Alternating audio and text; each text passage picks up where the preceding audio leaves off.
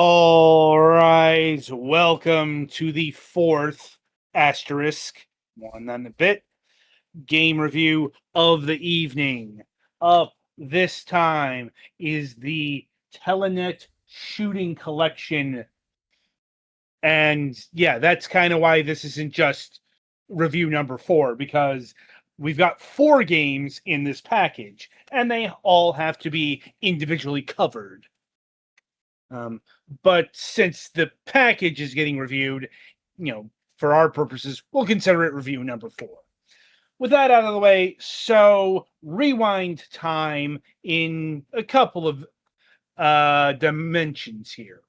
You might remember a little over a year ago, we covered something called the Valis Collection, which packaged the first 3 Valis games, at least their TurboGrafx 16 and CD versions together. And we got the same thing here, only this time it is with shooters. I can't say shmups, and we'll get to that first, because we're going to go in chronological order here, and thankfully I have been provided with the release dates of each of the 4 games. So we are going to start off with Granada here. And Granada is the odd game out here. Not just in terms of, it's probably the most obscure game of this collection, but it's also, this is not a shmup. This is like nowhere near a shmup. It's definitely a shooter, but it's a very different kind of game than everything else here. Because it's a top-down tank shooter. Or at least that's how they describe it. Honestly, the vehicle is more of like a future APC than a tank. But I guess same difference for the purposes of the game. The point is, this is definitely not a shmup, nor is this starring a different vehicle, but it's got all the tropes of a shmup. This is kind of important because you might be going into this collection expecting 4 spaceship shooters. And no, this is not one of them. This controls and plays... like I said, I can't really think of another game to compare it to. Maybe like Iron Tank on the NES. And even then, the actual structure is very different because it's not something that you go front-facing. Honestly, in terms of game design, it's more like Jackal on the NES. A bit more free-forming. So what I mean is basically you're put into what I assume is the Grenada. I'm not sure if the Grenada is what you're fighting or if that's what you are, what the person, the country. That's kind of the thing with shmup and shmup adjacent games, isn't it? There are stories here that's more often than not the epitome of, the adage of, you are the brave fighter of insert country here. You must go forth and strike down the evil invading forces of insert other country or planet. Oh, we are going to be seeing quite a bit of that. And indeed, I think that is the plot or scenario of this game. Once again, not exactly sure.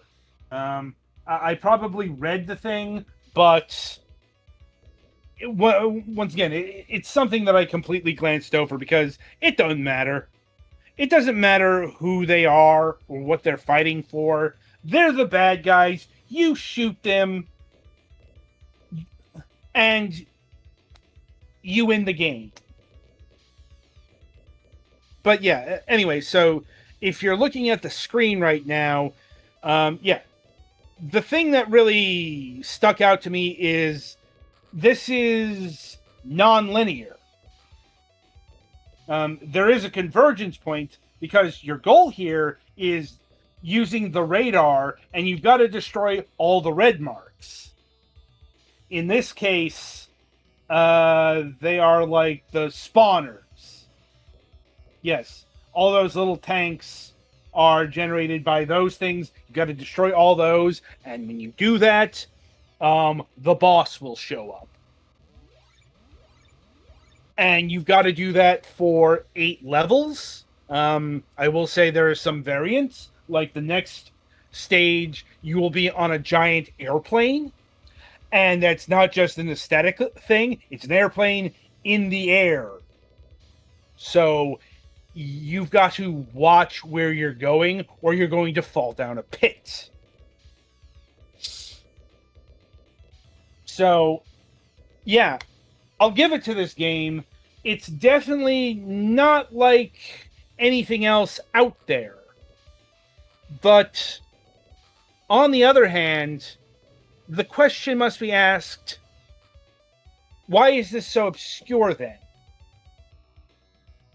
I think it's because, well, not other than the general lack of personality, there's only so much you can do with this gameplay style. Mm-hmm. It's basically a more advanced version of Tank. Yeah. And like I said, it's not bad. In fact, it plays pretty well. I could do without the recoil on the gun. Right, and also because it's in the era before twin sticks were a thing, it does the whole awkward aiming thing. Like, literal tank controls. Yeah, something like that. And one of the buttons will lock you into place. But it's like, it's the kind of thing that made sense back in 1990. For the record, this was released on November 16th, 1990. I believe that is the Japanese release date. Another thing to note, 2 of these games got released in North America. 2 of them did not. This game got a release. Also, as I was alluding to earlier, the mixture here is a bit different than what we saw in the Valis collection. That was all TG16. Here, we've got a mixture of Genesis and TG16. This is a Genesis game. Like, in case you couldn't tell via how it looks, how it sounds, it is a Genesis game, which means it plays with 3 buttons. The TurboGrafx games play with the 2 buttons. And getting back to my main point, by the end of level 4, I was done with this game. I was not bored with it, just kind of tired of it. Like, unfortunately, it just kind of becomes monotonous after a measure of time. And I was just like, okay, I'm done. It's a fine game, but it's like, it's not that interesting. And I think that that's a good nutshell for this thing. It's fine, but I can definitely see why this crashed against the waves of obscurity, or the rocks of obscurity, and sunk.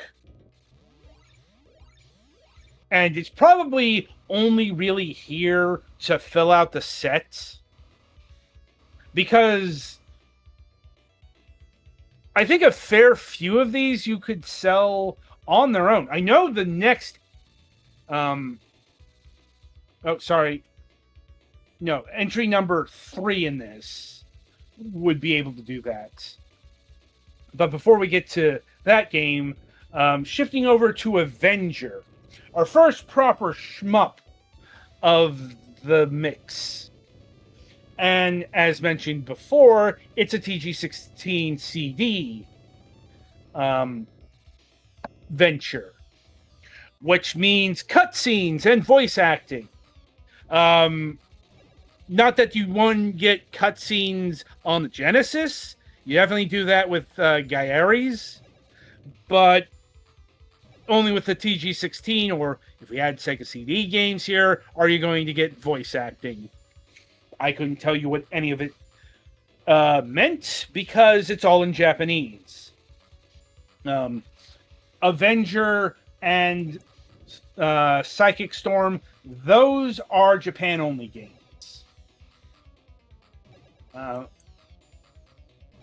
And I couldn't tell you exactly why.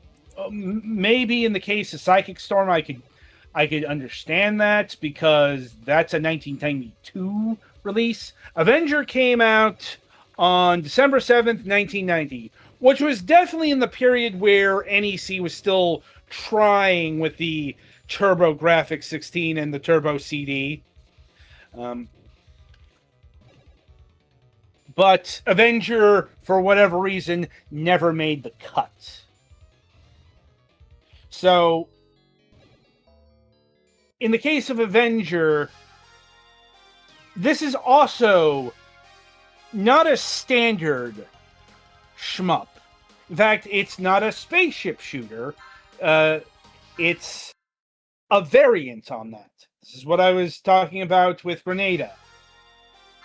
It's not technically a spaceship shooter, but it's still a spaceship shooter because it's got all the tropes. Because it's a helicopter shooter. We've seen this before. When we reviewed... was it?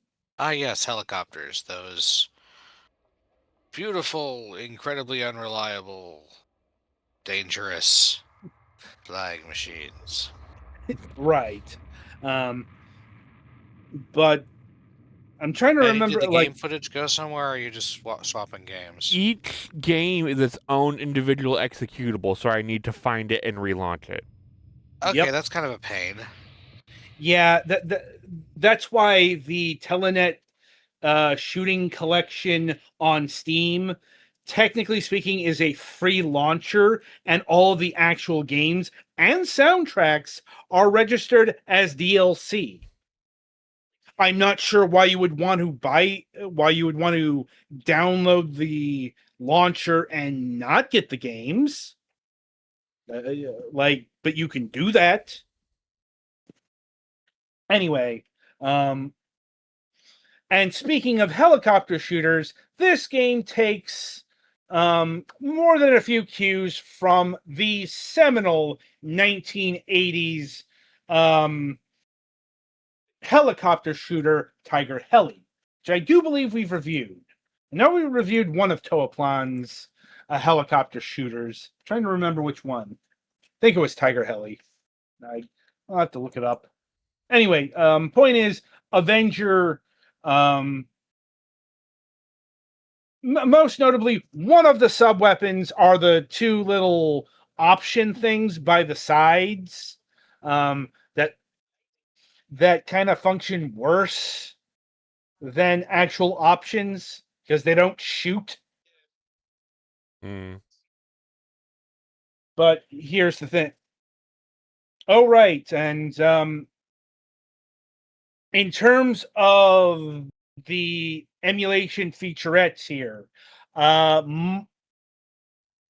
bit less than what is standard these days, because you'll note it's got the rewind. What it doesn't have is slow motion. Mm-hmm. And yeah, especially since we're talking about shmups here, that's probably a thing that should have been implemented. It's definitely something that made me appreciated Bitwave's efforts on the Toaplan sets. Mm-hmm. But yeah, and you can see from the game footage, it's kind of using the extra power of the TG16 CD to a bit of its advantage. The tilt. Yeah. Like, you're able... Like, I don't think you'd be able to do that tilting angled motion on the NES. I certainly don't remember seeing it on the NES. And, kudos to them for taking into account that you are actually flying a helicopter and not a spaceship. because that is kind of how a helicopter would operate. Within obviously there are a lot more caveats to that statement, but this is for the purposes of a shmup. As in, I appreciate that it's not just a fucking spaceship in all but fucking name. If you're going to put a different vehicle there, at least take that into consideration. So I am appreciative of said consideration. Yeah. Also, differing from the pack here, you've got 4 hits. Technically speaking, 1 life, but you've got extra continues. Now you might want to ask the question, okay, so if you've got unlimited continues, I'm actually not sure if they're unlimited, but I know you can continue from the stage you left off. The question is, what's lost? Score. Oh no! And of course, my score. Right. I'm aware of the era when this was from. That was a lot more important. It was, but was it really? I guess if you had a subscription to particular magazines and a Polaroid, then the good old send your scores in to be the best gamer. Right, but that kind of points out the cumbersomeness of doing the leaderboard thing on consoles in 1990 versus, arcades. They're out in a public space. You compete against other players. That was the whole draw of high scores. That's a thing that was lost on consoles, and it just took console makers a surprisingly long time to get out of that mentality. And admittedly, they're not fully out of it. Yeah. They never quite got out of it in the shmup scene, but that kind of dovetails with how more and more hardcore the shmups got over time. Because, anyway, the other difference, probably saw it in the footage, you'll see it after this boss is defeated, is the selection screen. Because you will be able to select your loadout to a certain point. Because they decided to do it unlockable style. Every time you beat a stage, you'll get a new weapon, sub-weapon, and bomb, button thing. Like you can like one of the later unlocks is a shield. That kind of thing. Like honestly, your starting bomb is maybe the worst smart bomb I've ever seen in a shmup. Because I'm going, did I do anything? Which is not the question I want to be asking when I use a smart bomb. I'm honestly wondering what the hell the button is for the bomb. It's the other button. It's button 2. Oh, it literally just flashes the screen? Yes. Why? That's my question. That's what I was asking when I was playing the game. I'm like, what is this? What that's a bomb? Oh, by the way, since these are old games, epileptic seizure warning. Yeah. Some more than others. I did do some looking and actually switch the filter to something that won't cause problems. Because I'm aware these games have reputations. Psychic Storm especially. That's the exact reason. I was like, hey, wait a minute. Anyway, to the point that Gollix was making a bit of time ago, shmup plots. Here is the plot of Avenger in its full. Reclaim the ultimate weapon, Volos, from the Allied forces. Pilot the cutting-edge combat helicopter, Avenger, and fight using 3 weapon categories. Primary, support, and special. Authentic attack helicopter handling, such as nose-lock, fixed-direction firing, branching scenario... Oh, okay, that's the actual thing. But yeah, there's your plot. Go and get the ultimate weapon, Volos, from Allied forces. Who are these Allied forces? Don't know. I hope they're not, World War II Allied forces, because that'd make this real awkward. Yeah, Volos, final boss. That's the thing you have to destroy at the end of the stages. And that's, like I said, and that's kind of how a lot of these plots go. It's just, because there are cutscenes, voice cutscenes, they're trying to convey more. But I honestly don't know how much is being conveyed because, I do not speak Japanese. And there are no subtitles. There are Japanese subtitles. Yeah. Which does not help our problem. No, it does not. I guess also worth noting, this game pulls the Samus is a girl trope. Ah. Like, down to the T. As in, at the end of the game, after you defeat or recover or whatever to Volos, you see the helicopter operator fully masked in the bodysuit. I'm like, okay, you're a girl. Yeah, it's like, and the gender is female. Yep. And sure enough, she is. That has no bearing on anything. I just felt like bringing it up. Because the game made a point to bring it up. Like, I guess we were still supposed to be impressed by that trope, even though the most famous instance of that happening had already happened. Like, what, 5 years earlier? Not that long. Not even the first time a shmup did it. Technically speaking, well, not even technically, but Salamander beat them to a punch by a good couple of years there. Though in that case, that was the Player 2 fighter, Road British.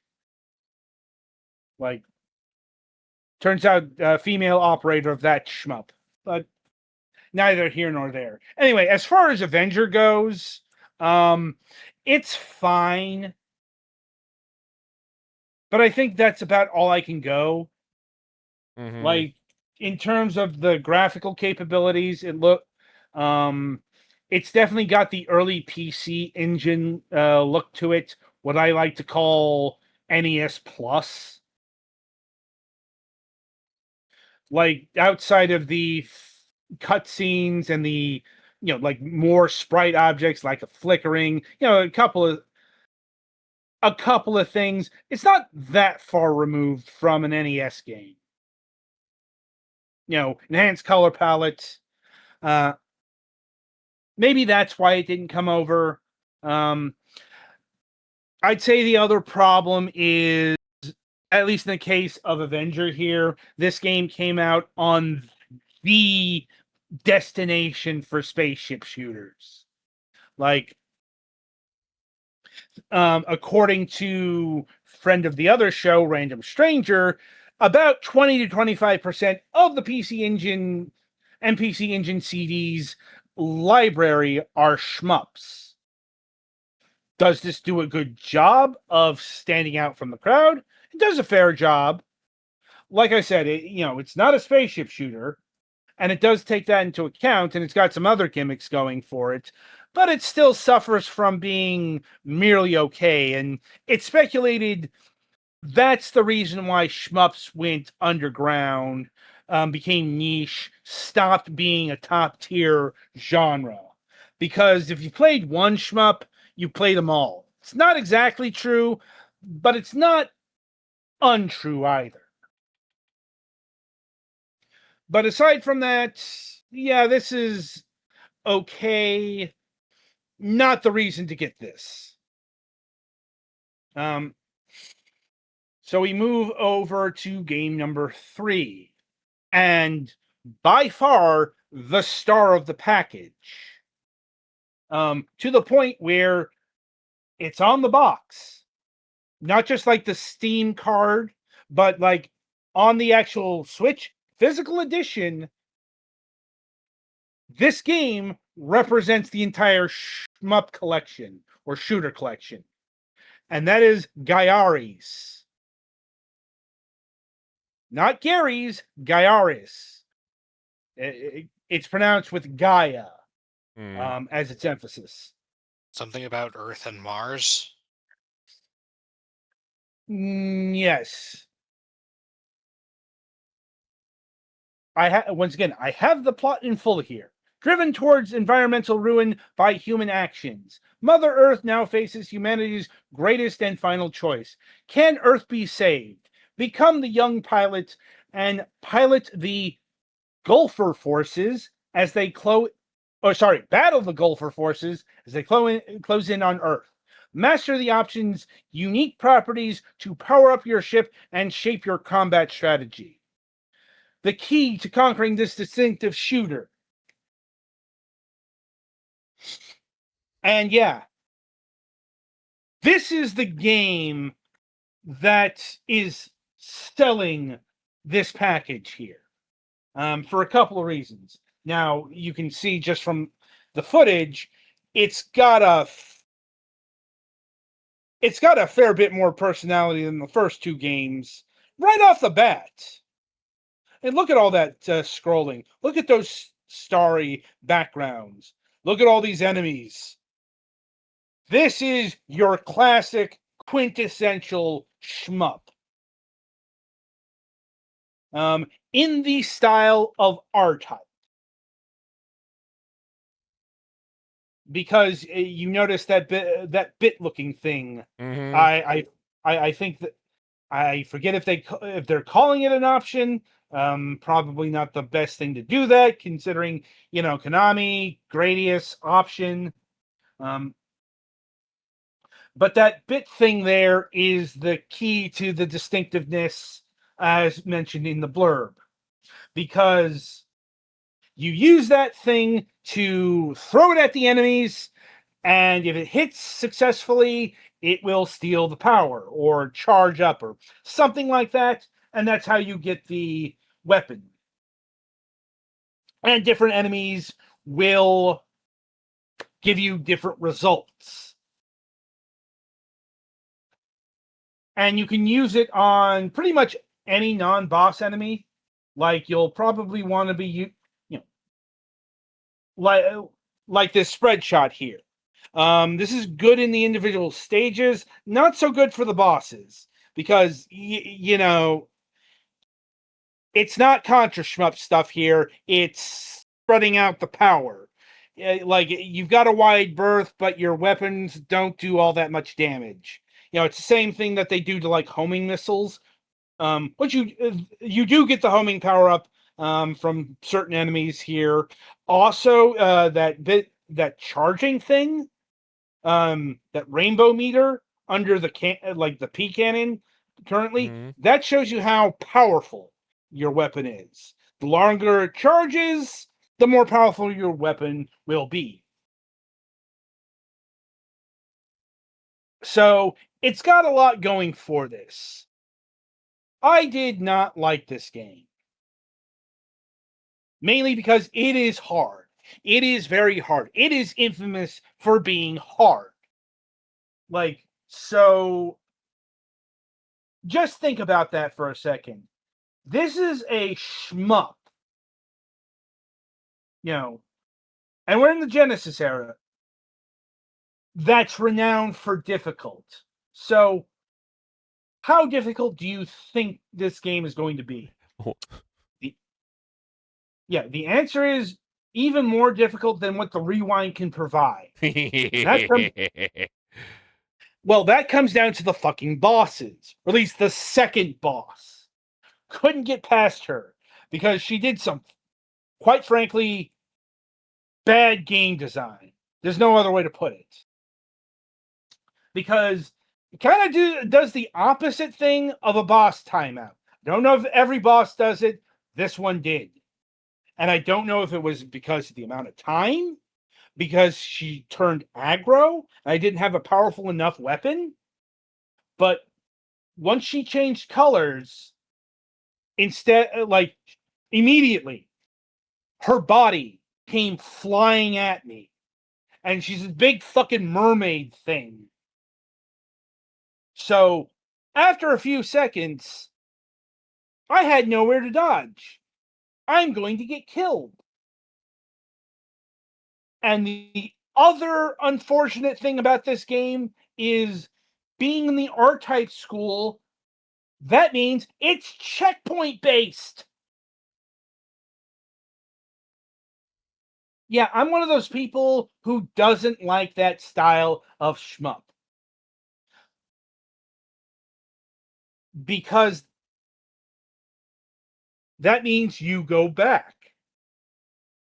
You go back to a checkpoint. So instead of just, losing a life and, okay, my weapon's gone. I will say in the case of this game, it's less of an issue than other shmups where if you die, you might as well reset because you're so depowered.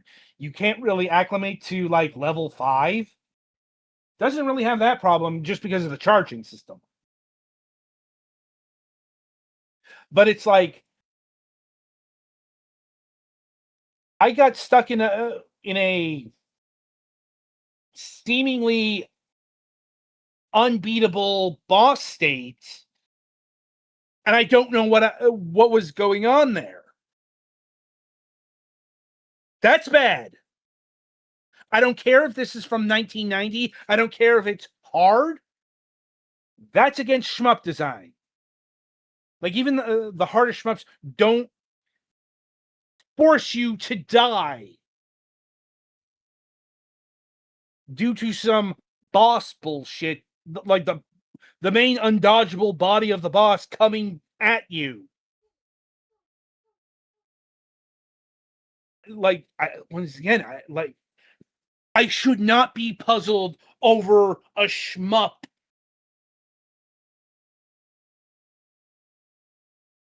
So, I want to respect this game. Utterly fucking detested it. Maybe your mileage will vary, but it definitely earned its hard shmup reputation. I'll give it that.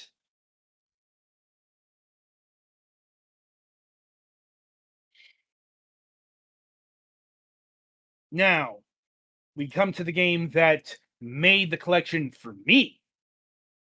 And that's Psychic Storm. This was by far my favorite game of the collection. Because it's kind of the opposite of Gaiari's in a good deal of ways. Basically, like, it's I hesitate to use the word easiest shmup of the set, but I think it's the most forgiving of the set. Like, also, just by virtue of when it came out, March 19th, 1992, it's the most advanced shmup on this package. Because, we're a good 4 years into the TurboGrafx 16's life, or the CD-ROM. So by now, Wolf Team has an idea of how to make games that really do take advantage of the features of the TG16. Like, this game looks like a next-gen game. Probably something that can actually stand toe-to-toe with actual Genesis games or Super Nintendo games. It looks that good. Not just the cutscenes. Like the actual in-game graphics are pretty amazing too. So, in terms of Psychic Storm, what is the plot? Stop me if you've heard this one before. Humanity's last hope, the superweapon Stormbringer launches into the galaxy. Is there any chance of victory? Battle across 7 stages where colossal bosses await. Master 4 fighter types, each with distinct attack methods. And unleash the ultimate transformation attack, the Psychic Storm phenomenon, to defeat the mysterious life form thing. That's actually what they call them. Things with quotes.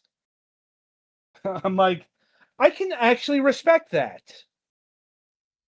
Like, that's how little it really matters in terms of invading forces that attack you in shmups. Anyway, so the game also, the blurb here also got into what the distinctive feature of this game is. And that's the Psychic Storm phenomenon. The Psychic Storm. It's basically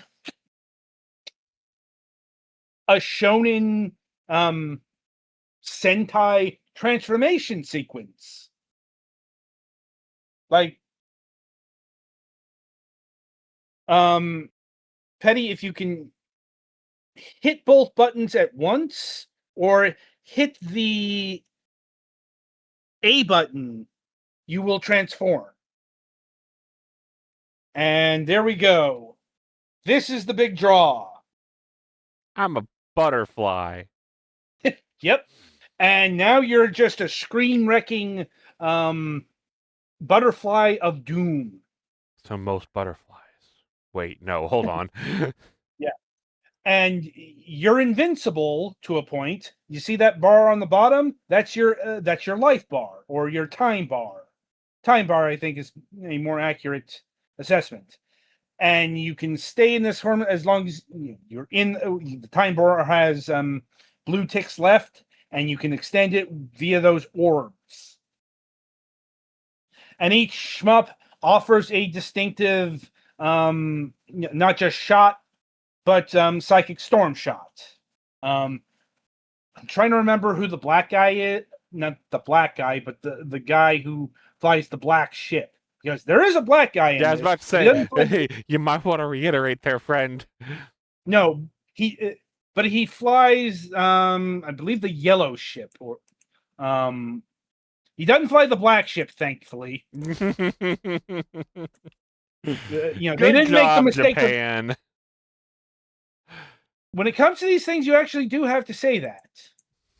I mean, hell, the original Power Rangers fell into that trap.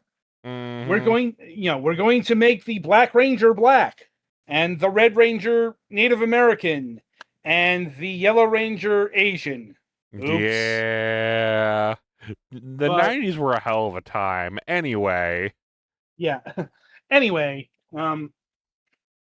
so yeah, you are able to do that Psychic Storm transformation 3 times in a stage, represented by those spinning orb things. And as far as I could tell,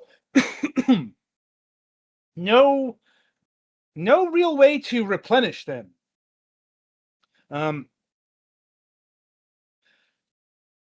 But you're not bereft of additional attacks if you use all 3, because you've also got the Smart Bomb weapon.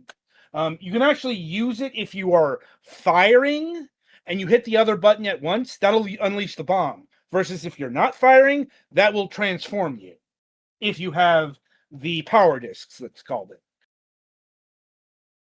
Also, you will note you have an energy bar even in non-transform mode. that's what I mean by the most forgiving of the shmups here.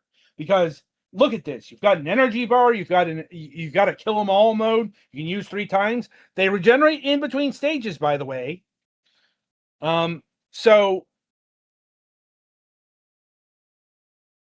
I don't know if this is regarded as a pretty easy shmup, but I found it refreshingly forgiving. Because I'll be honest, I've never been a terribly big fan of the smash him with a hammer difficulty that most shmups carry. I get why they are that way. Given arcade heritage dripping down through the console, and then that just became the marketplace. Still doesn't mean it's my favorite genre. So I can respect when a shmup doesn't constantly punch you in the face.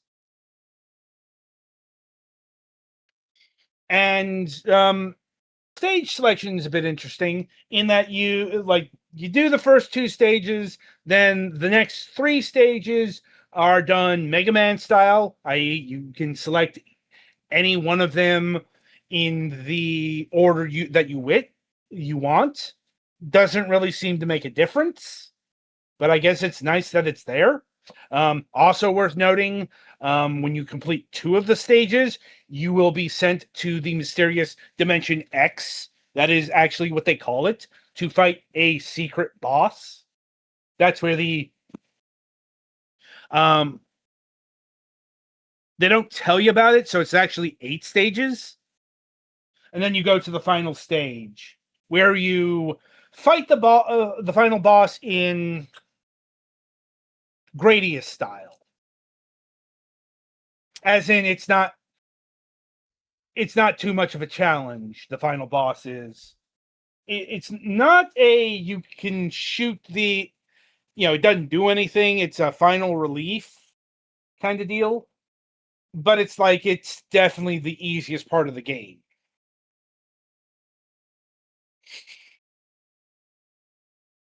So yeah, all of that combined to make by far my favorite shmup, and the game I think that really justifies this package. I know there are people who will disagree with me because I don't know how much of a fan base Psychic Storm has. Unfortunately, I don't know how well known this game is in Japan or shmup circles. They're unfortunately, this game did not get a release over here. And I think if it did, it probably would be speaking of in the terms of the greats. Your Thunder series, your Soldier series, your Blazing Lasers, your Air Zonks, your fellow Telenet shooter, which is in the second collection, Final Zone 2s, your Spriggans. But like I said, I think if anything would diminish its reputation in the shmup circles, it'd probably be the ease of use here. Look, they're just a set that really prides itself on beating very hard games.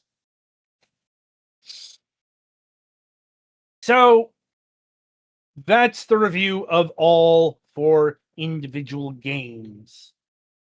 So that comes to the package itself. And I'm pleased to report that this game is eminently affordable. Shockingly affordable. Because each game is going for a mere $5. And they probably could have charged like $15-20 or something for Gyarados and a standalone and gotten away with it. Isn't it still like $300 for the actual cart? It's probably let me go check the price because I vaguely remember it was insanely expensive. Oh yeah, I'd imagine all these games are pretty expensive. Cart price. Let's see. Oh, it's not that expensive. At least it's showing between $30, $4.99, $54, $85, that kind of thing. It's not hundreds of dollars expensive. Unless is that loose cart or is that complete? Looks like loose cart. Yeah, it's like if it was going for $100, probably complete in box. Yeah. Maybe like the more expensive region, that kind of thing affects the price a lot. Like here's an eBay listing for Gyarados Sega Genesis Authentic in box going for $150. Yeah, so that's the kind of thing that makes variants. But for a mere $5, you can own the game on Steam. I'm like, and it's probably worth picking up the entire package. I'll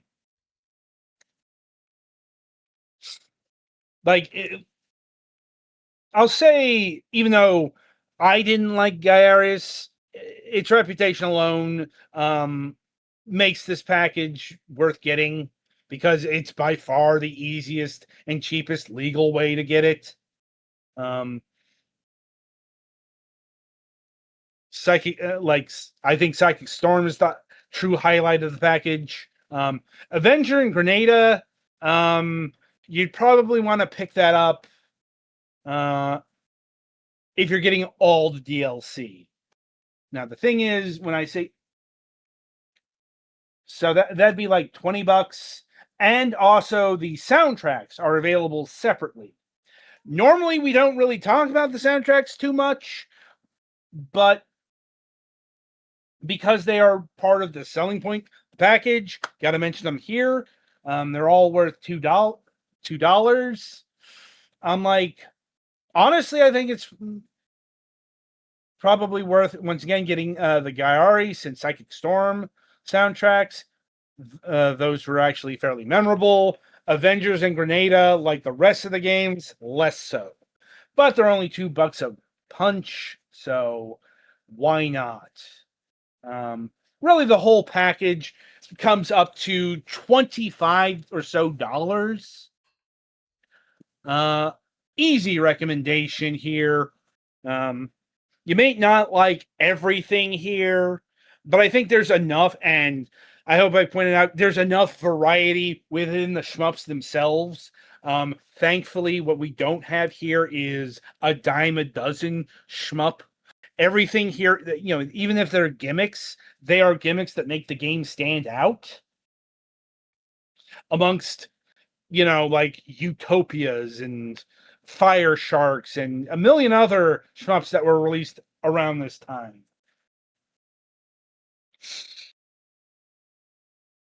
So, any other questions, comments, or concerns over the Telenet shooting collection? Not that I can think of.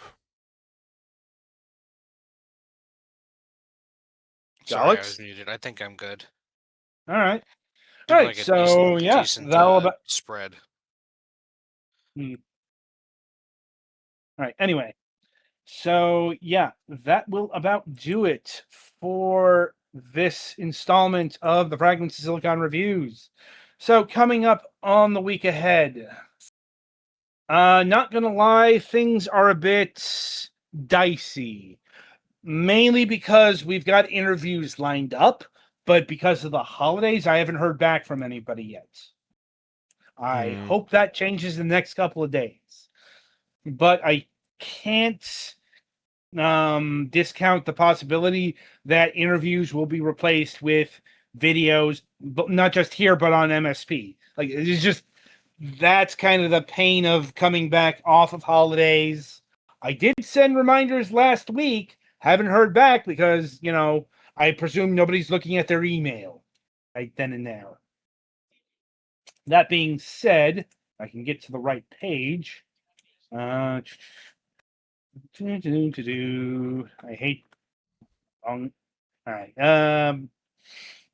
Coming up on Wednesday, January 7th, we have planned to show up on the broadcast Ray Licone of QWERTY Games. That's QWEERTY.